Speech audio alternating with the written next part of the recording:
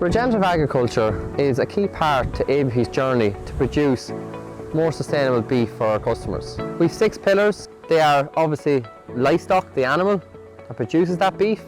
There is soil health, there's crop diversification, there is water, biodiversity and the farmer.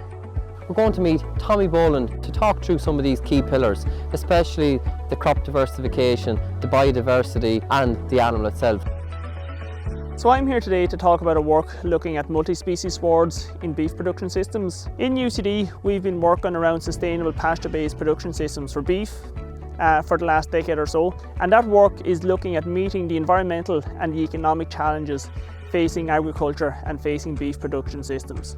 So what we're trying to do now to take that from a research situation in the UCD research farm out to commercial farms is working with ABP through a jointly funded project through the BiOrbic SFI Research Centre to establish multi-species swards here on Shepherd's Farm, and to use that as a tool to demonstrate to commercial farmers how these solutions can be implemented at farm level to get those advantages in terms of increased profitability and reduced environmental footprint. With our multi-species swards, we can reduce the quantity of fertiliser nitrogen which we sow. In fact, when we reduce fertiliser nitrogen by 60% on our multi-species sward, we're still growing an additional 2.5 tonne of dry matter per hectare per year with our multi-species sward compared to a grass-only sward.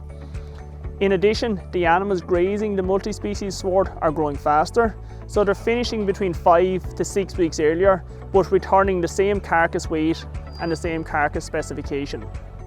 We see increased earthworm activity under the multi-species swards, we see increased insect biodiversity as well, and obviously you have the benefits of the plant or the botanical biodiversity too. This herbage material today is probably about 85% water. So the vast majority of the water our cattle produce in their lifetime is coming as part of the plant material they consume. So it's not water which has been treated for human consumption. When we conduct the economic and the environmental analysis of these cattle systems, we see that the animals grazing the multi-species sward have a 15% lower carbon footprint than their contemporaries grazing the perennial ryegrass sward. And then when we look at the economic analysis, we see that there's an almost 70% increase in net margin per hectare for the animals on the multi-species sward. So this is a potential solution to increase the economic returns in beef farming systems, in dairy calf to beef systems, and also substantially reduce the carbon footprint within those systems.